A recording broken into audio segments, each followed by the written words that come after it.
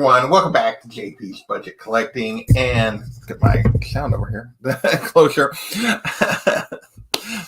I totally lost her. Welcome back to JP's Budget Collecting. And tonight, something a little different than what I typically do. We are the second kind of episode of my Read and React. I did with the crew. I did Wonder Woman Dead Earth last week. This is going to be a little different. I've been doing a lot of reading and discussing comics over the last few years, mostly on my indie show. But since this is not an indie book, and I may be kind of moving away from that title, I'm just going to Read and React because I'm reading more Omnis and other things in addition to just indies, going back and reading some DC and Marvel runs. So this is going to be a little different because this is going to be the first time I attempt to do a review like this, in-depth review like this, independent, on my own, without anybody hanging out with me. If you've been following me, I have been doing I kind of got into Omnis a little over a year ago. Started buying a few, collecting them a little more, and I've been starting to try to work my way through the stack of Omnis I've built up. Recently, over on John's Comics with Kids channel, I've done reviews of the Miss Marvel Omni. I've done reviews of a Wonder Woman Omni, and so been slowly starting to get through some of these Omnis, and I've been hanging out with John and reading them over there. Tonight we're going to be discussing the Gotham City Sirens Omni, or as DC titled it, Harley Quinn and the Gotham City Sirens Omnibus. This is the dust jacket, and it had the cover for issue number 1, the cover for issue 14, kind of as the art on the thing. Here is the actual book with the cover of issue 2, and I forget which issue this is, but so gorgeous book. They called it the Harley Quinn and the Gotham City Sirens, even though it is just the volume 1 Gotham City Sirens run. Issues 1 through 26 plus a single issue of Catwoman 83 is included because that story ties into events that come in the Gotham City Sirens run. So they put the Harley Quinn name on it, I guess because they thought it might sell more. With these 3 characters, I don't know that was really necessary, but they did that anyway.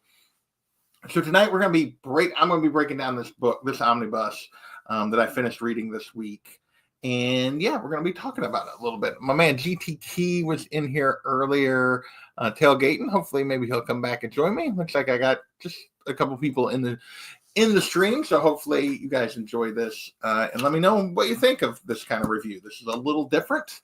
Since it's just me, I actually went all out, and I actually have a little bit of a slideshow. So, all right. So basically, let's talk a little bit about where this book takes place. This was a 26-issue run of Gotham City Sirens that started in 2009 and went through 2011. Fall of 2011, right before they launched the New 52. So the New 52 is kind of what ended this book.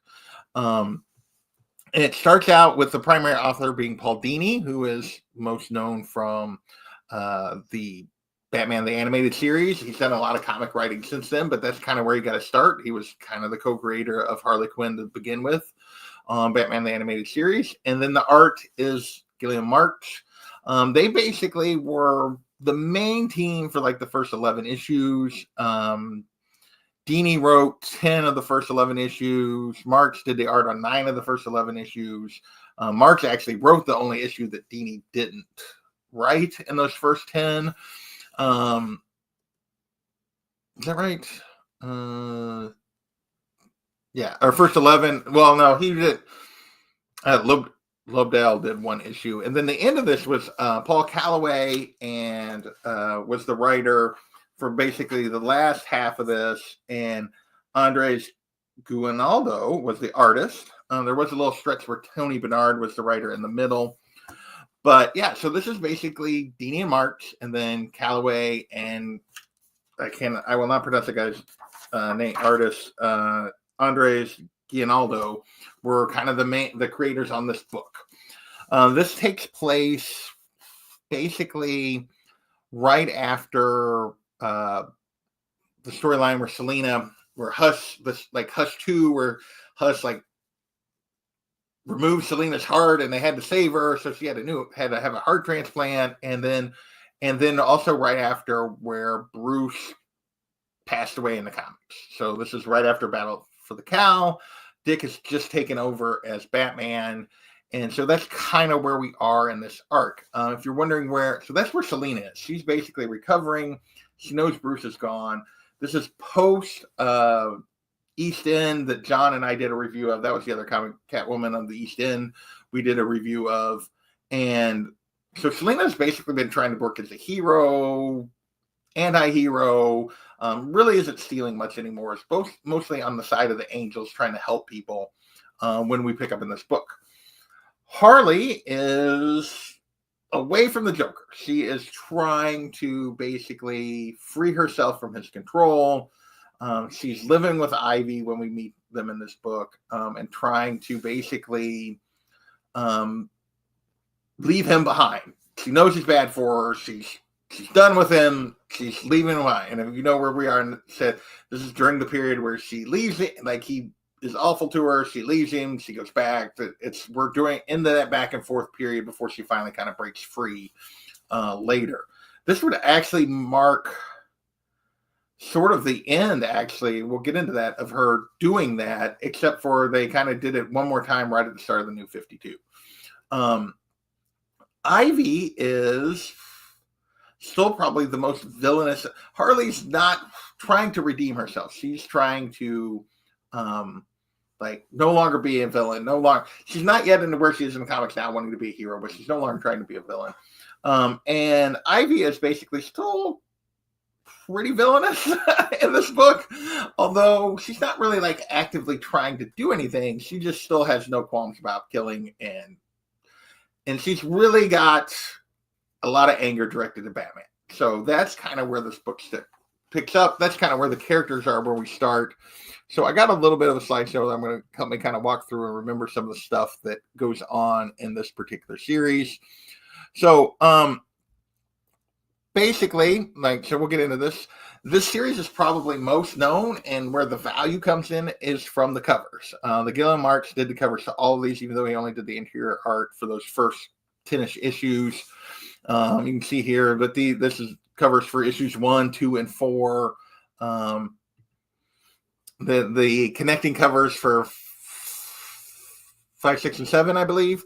5, 6, and 7, and and we got some later issues, but he did the covers all throughout. We get a little Talia in here later. We do get Zatanna in this run. We get Talia in this run. We get a lot of Riddler in this run. We get Joker, just a little bit of Batman, not very much. And so we get a fair amount of some other characters and stuff in here as well. But yeah, this is probably what the book in the series is most known for.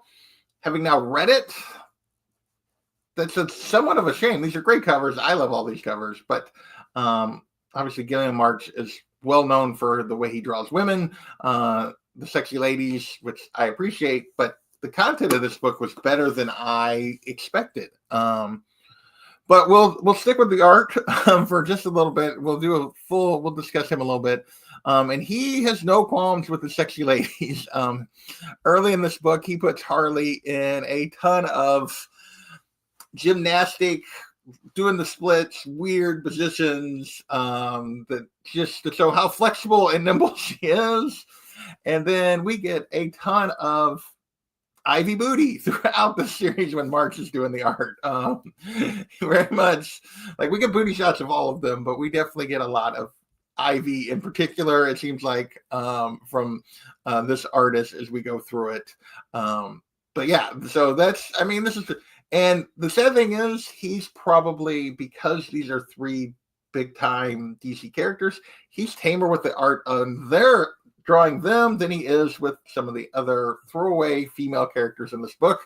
This girl is only in issue 3. It's probably a one-off I've never seen before, that the Riddler ends up helping during part of what's going on in issue 3. And you can see he did not, her outfit is as skimpy as he could make it.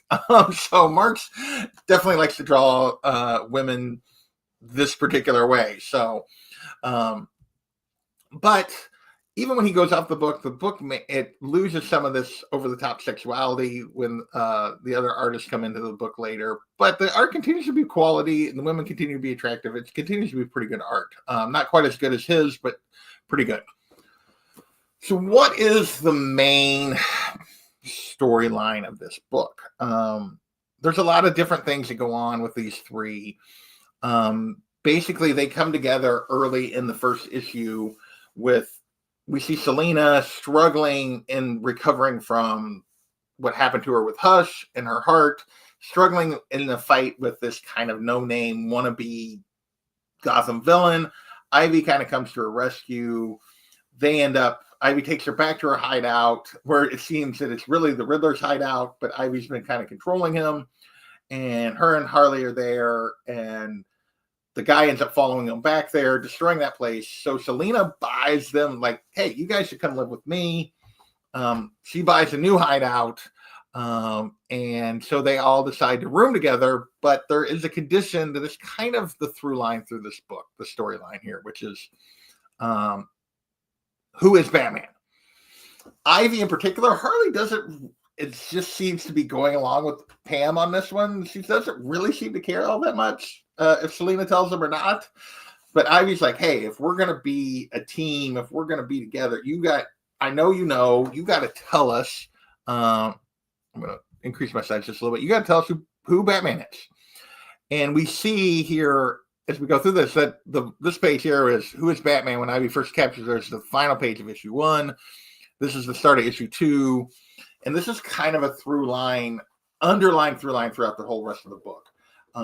Selina's loyalty to them versus her loyalty to Batman. Now, mind you, Bruce is dead at this point. Dick Grayson is Batman right now.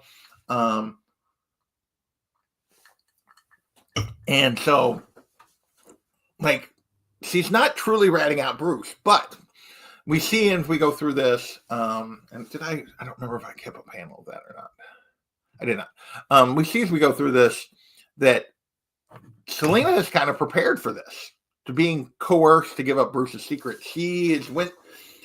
Talia has brought her in and basically given her a mental trick that allows her to avoid being coerced into giving up the identity. And instead, she sort of tells a half truth, which is that Batman has been multiple people, which is true, but obviously not the real truth. And that, like, it's just it's a title that's passed. So she's basically going through and doing that. I'm getting a text message. Let's see here. Make sure it's nothing that,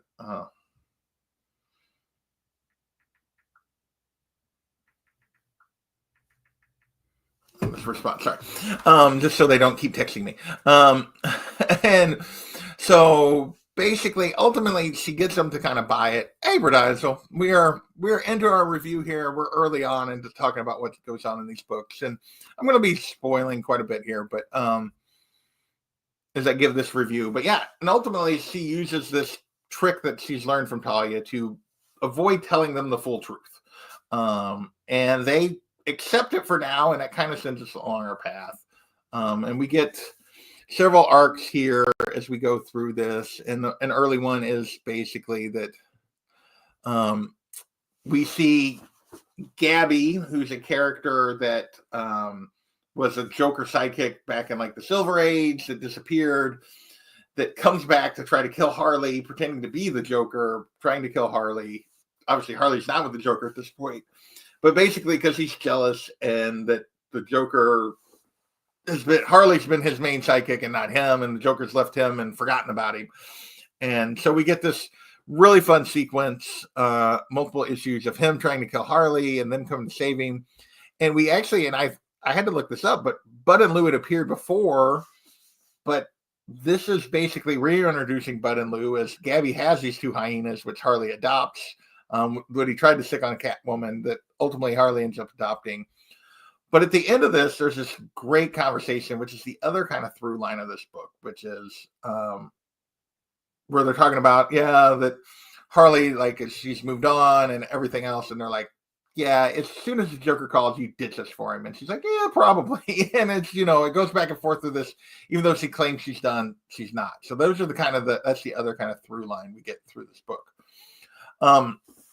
There's a couple of other like short things that really sort of, I think, get dropped because this book ends with the New 52 relaunch that we don't get full completion I talked about that we had a lot of this first panel here is just them waiting in the Riddler's office, and oh gee, did I mention that the artist liked his Ivy booty? But like waiting in the Riddler's office, and there's Riddler plays a big part in the Paul Dini written portion of this, the first 11 issues, first 12 really, because the storyline carries over into an issue after he leaves.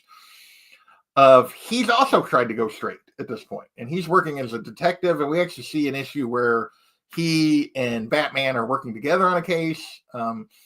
He knows it's not the original Batman. He knows that he doesn't know that it's Dick in the costume, but he knows that it's not Bruce knows that it's not the original Batman in the costume.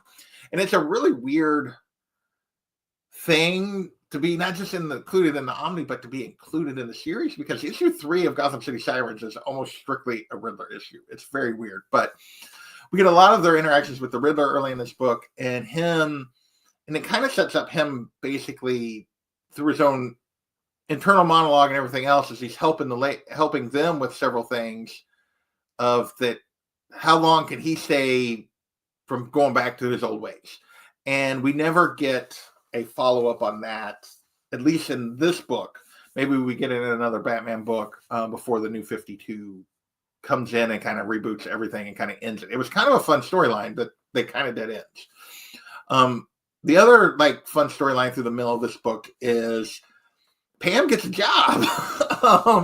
She basically uses her powers to manipulate men so they don't do a background check, and takes over as the new head of biochemistry at Star Labs.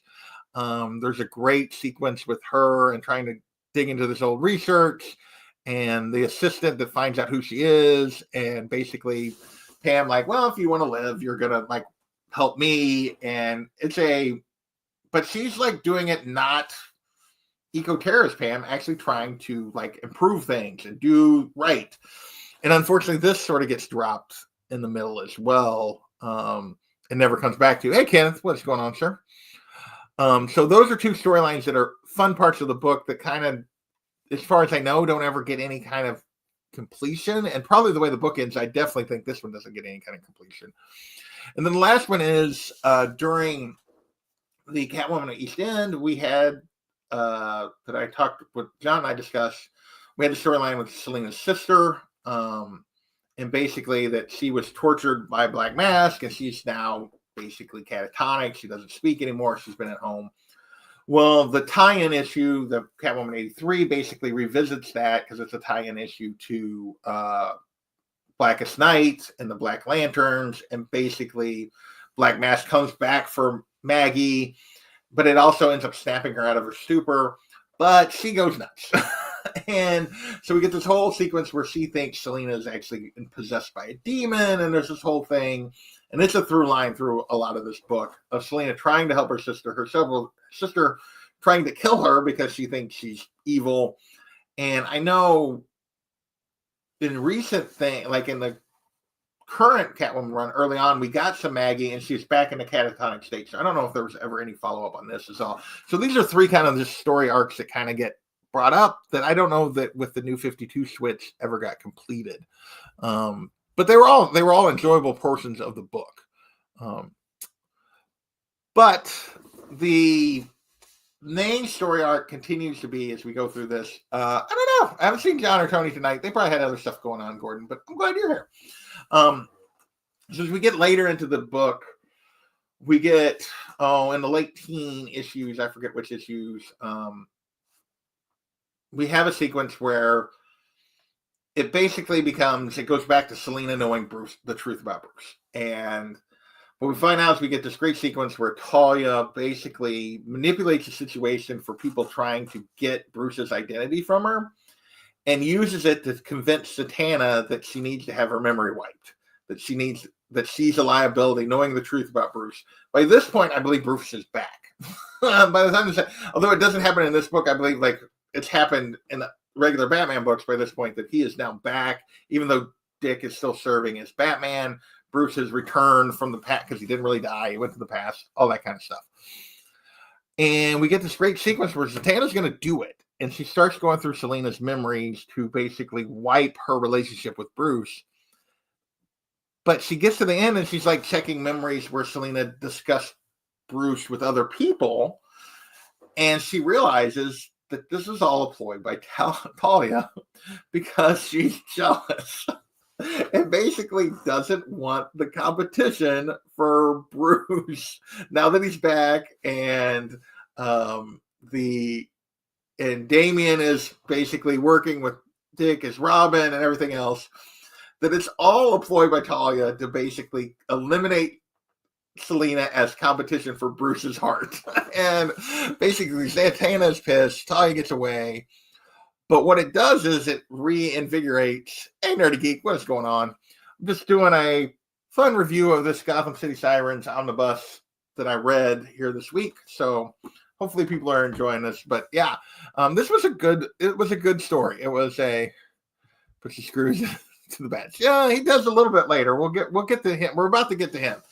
But it reignites this anger in Ivy towards Selena that she's lied to them and hasn't told them the truth about who is Batman. Because Selena, like, Ivy has basically rehabilitated, like, is no longer really interested in doing, like, mass mayhem. And this was kind of set up, if you remember, like, in the, during the No Man's Land when Gotham was, the earthquake and everything else, where Ivy made Robinson Park like her haven, but she was protecting kids and keeping bad people out. She wasn't actually hurting anybody. And so Ivy's not really trying to hurt people, but she has so much anger toward Batman for what he's done to her over the years and put her in Arkham and everything else that she can't let that go. And it results in Harley, who's been playing mediator between the two of them, a lot of this. And I think Harley's used really well in this book. Going to Selena and just listening to her like, hey, you want to talk? I'll listen. And Selena talking about how, part of her wanted to like forget that because like as much as she loves him, like the pain of like, because he's not really ever there with her. And like just talking about the relationship, and Harley starts, as you can see in these back-to-back pages, starts having flashbacks to her own relationship with the Joker and how he's manipulated her over the years and how, yes, she'd be better off without him. And it leads to this great sequence of Harley basically ditching the two of them to go and kill the Joker, even though they try to stop him. She's going to kill the Joker. And we get a fantastic couple of issues of her using her ability, like what she knew from being a psychiatrist when she worked at Arkham, of the staff and everything else, to manipulate the staff of Arkham to get herself to him to kill him. And it's a really great sequence. It really highlights her brain and like that she's more than just this poor victim. And yet we get there and she gets to him with a gun, ready to do it. And he just says, says a nice thing to her. And she like skipped the pages where there's like 5 pages of her flashing back memories of the two of them together. And it's been fun because she's talked about all the way through how all these people have a button. If you know how to push it, you can manipulate them. Like they have their weakness that all these people, there's four different people she's manipulated on her way to get to him. And then she goes, well, I have one too. And she gives in. As you see here, she gives in to him, even though he's like the last time he tried to see her, he tried to kill her and hasn't been like looking for her or reached out to her in a very long time. It's just like, oh, he's going to manipulate her, and she falls right back into the habit. So her and the Joker wreak havoc at Arkham. Ivy goes to like get her because she knows this is not good for Harley. And I think this is the first time we get mention of that Ivy and Harley are potentially in love. Like, I know before this, there was a lot of like fan stuff and there was a lot of like, oh yeah, they are, even though nothing had been confirmed. I think this is the first time we get it in writing. And basically Ivy comes in, traps both of them in vines, is like, me or him, you need to choose. You can't, you know he's bad for him. You need to come with me now. And Harley goes back into psychiatrist mode, manipulates her, and basically says, you just like basically manipulates, says, I know you love me, and basically gets Pam to let her guard down and then betrays her to stay with the Joker. And it is a very cool sequence this whole part with Harley is really well written, really well done. But ultimately, there's a riot at Arkham, and Bruce is back, so he puts on the cowl, not Dick, and he and Selina end up helping put down this riot, and then Selina basically, Harley gets captured anyway because she's still helping the Joker, but Selina then leads him to Ivy, and she's like, you know what? Tried to help you, but you wouldn't let this go. I remember what you did to me initially to try to get Batman's identity. And Ivy's now back in Arkham as well. So, which leads to kind of our final arc. Ivy basically gets this proposition: hey, if you can break out, I give you information on where Selina's going to be and when, and you get your chance to kill Catwoman to get your revenge. Ivy's like, yep, I'm going to do it. But first, I'm going to go kill Harley to get revenge there. And she breaks in to kill Harley, and she sees this panel here, which I'm going to make that full screen here. I'm going to remove myself for just. That's not what I want to do. I just want to make that full. This panel down here, and sees how lost Harley is again. Like what, that she just can't help herself. And yeah, you see the feelings she has for her, and she ends up helping her anyway and helps her escape to try to help her. Which leads to our confrontation, which is kind of the wrap-up of this book. And it's basically that, yeah, they confront Selina like, you betrayed us. And Selina's like, you're idiots. Like, I did, like, you didn't take me in. I took you in to keep you out of jail. I don't, like, if I hadn't been watching you, the bat would have come and put you back in Arkham. But I didn't want that to happen. Neither of you were really doing bad stuff at that point. She's like, as long as he knew I was watching you, they let me keep you under tabs. And it's basically that, like, because I don't think you're evil, either one of you. And she's like, Gotham and myself are better if you guys are not in Arkham. And so we get this. It's a really interesting discussion. Pam is not yet ready to hear this. She's not where she is now currently in the comic books. She's still so much anger just specifically at Batman, not just at people, but at him specifically. Even the new artists like, Ivy Booty. But yeah, but basically where it ends is, at this point, Dick is back in the Batman suit primarily and comes to get them and send them back to Arkham. And Selina ends up like helping them escape. Ivy's like, Harley, you need to come with me. And Harley's like, no, I got to do this on my own. If I'm ever going to break free of him, I got to do it on my own. And that's where this ends. And of course, it all ends because the New 52 kind of relaunches all of this. But I really enjoyed the heck out of this story. Back on the screen here, remove that. I thought this was fantastic. Even after Paul Dini left the book, I thought this was really well done. I think if you like these three characters, I think it's great. It's a great analysis of where they were. You get them in three kind of stages of where they are now. Like, all three of these characters were once true villainesses, and they've basically become hero to anti-hero, basically, at this point in the comics. And really does a good job in this transition period, not necessarily for Selina, she's pretty much past that point, but for Harley and Ivy and Selina trying to help her friends get past this and how it works, and it doesn't work, and they take a step forward, and Harley takes two steps back, and it's just really well done. It's a lot more than just the art. I was super happy. I'm glad I read this. So yeah, a high recommend on Gotham City Sirens. I would probably give this like a 9 out of 10. Like, I really enjoyed the heck out of this book. I think it's still pretty readily available in print, that you can still find it for the most part, at least the last time I looked. I think I bought it last summer, so that might not be completely the case, but I think this one is still pretty easy to find as an Omni, because sometimes when they go out of print, they can get pretty hard to find and track down for a reasonable price. But this one is 27 total issues, retail listed at $100, but you can find it like in stock trades and that kind of stuff for less.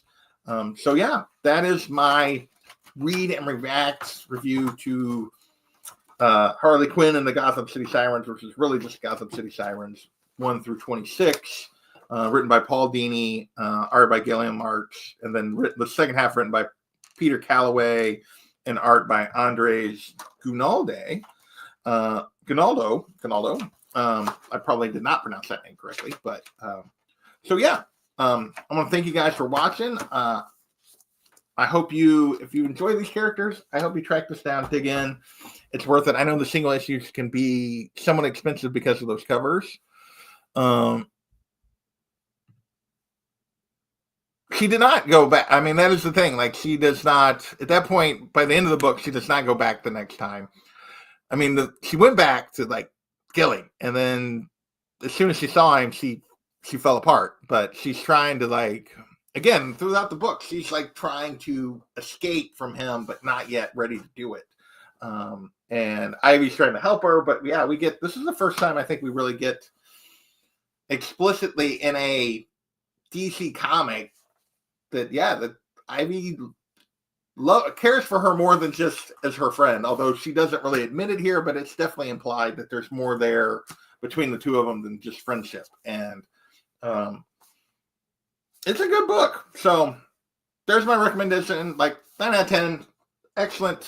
If you like the characters. If you don't like the characters, probably not necessarily something to track down. But with that, we're a little over 30 minutes. I know John and Lasso didn't bother to swing by tonight, but they got a show later talking more omnibus stuff. So let me know what you think of this format, me trying to break something down by myself. It's a little more difficult without someone to bounce off of, but I thought this was worth it, and I wanted to do it. So tomorrow night, I do have a Let's Collect coming. It's been a while since I've done one. It is Dr. Fate. It was requested by my buddy Kachung a while ago. Kept telling him I was going to do it. I'd started it last summer and never finished it. I finally finished it. It's going to come out. I've actually already started on another Let's Collect, although I'm just starting, so not sure when it'll get there. And yeah, not sure what Omni I'll do next. Probably depends on what John does after he finishes the Doom Omni he's working on with Stu. If it's something he and I have read, or he and I both have that we can read together, or if it's going to be something that I will read on my own again. With that, yeah, we will catch you guys next time. Thank you, Gordon, for hanging out. Thanks to Nerdy Geek, Kenneth Bird, Bedazzle, GT Key for all stopping by. I appreciate it. And we will catch you next time. Later, everybody.